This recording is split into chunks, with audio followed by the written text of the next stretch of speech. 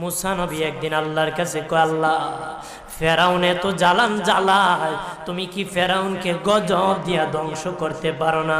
আমার আল্লাহ কয়, মুসা আমি ফেরাউনকে 4টা কারণে গজব দেই না। কয় কারণে? ফেরাউনকে 4টা কারণে গজব দেই না। 1 নম্বর কারণ হলো রে মুসা, সারাদিন ফেরাউন বলে আমি খোদা, আর রাত যখন হয়ে যায় জঙ্গলে যায় করলাম আমি জানি তুমি খোদা, আমি খোদা না, কিন্তু আমারে মানুষ খোদা কইলে ভালো লাগে, খোদা কইলে ভালো লাগে।